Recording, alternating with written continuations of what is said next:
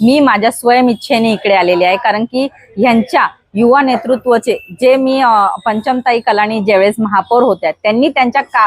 काळामध्ये केलेले जे कार्यक्रम होते किंवा त्यांनी जे कार्यशैली त्यांची जी होती त्या कार्यशैलीला बघून मी खरं तर इकडे आलेले आहे की जे जिल्हाध्यक्ष सध्या आहेत तिथे जे आहेत राजेश वधारियाजी,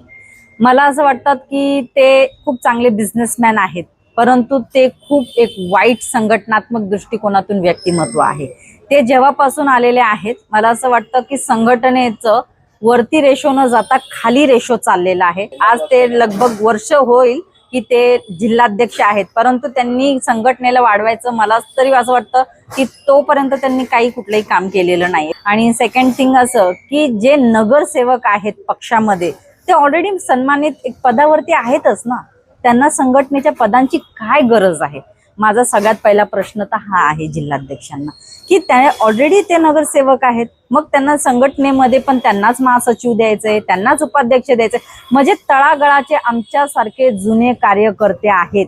त्यांनी जायचं कुठे। जे आमदार कार्यालयामध्येच कामाला आहेत, जे जिल्हा कार्यालयातच कामाला आहेत, त्यांनाच पद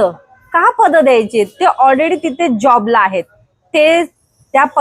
त्या ज्या कार्यालयात आहे 8 ते 10 तास ड्युटी करतात आणि मग ते आमदार जे असो किंवा जिल्हाध्यक्ष असतात ते सांगतात की अरे हे पक्षाला इतका वेळ देतात। सर ते पक्षाला स्वतंत्ररित्या वेळ देत नाही, ते तिथे कामाला आहेत, 8-8 तास बसतात, त्यांची ड्युटी आहे, त्याचा पगार घेतात ते, आणि मग त्यांना तुम्हाला जर पद द्यायचे असतील तर माझ्यासारखा जो कार्यकर्ता आहे तो स्वतःचा खर्च करून स्वतःचा वेळ काढून, आणि आम्ही आजपर्यंत अश्विनी मडवीने जितके पण कार्यक्रम केलेले आहेत ते सगळे स्वबळावरती केलेले आहेत, तन मन धन सर्व मी पक्षाला दिलेला आहे, परंतु मला असं वाटतं की माझ्यासाठी तरी पक्षाने कुठेही न्याय केलेला नाहीये। सध्याचे जे जिल्हाध्यक्ष आहे ते ठेकेदार आहेत, त्याच्यामुळे त्यांना ठेकेदारी मला असं वाटतं फार आवडते, आणि त्यांनी जे ठेकेदार लोक आहेत त्यांना सगळ्यांना पदार्थ, तुम्ही त्यांची कार्यकारिणी बघा त्याच्यामध्ये तर तुम्हाला 70% लोक तर ठेकेदारच मिळतील,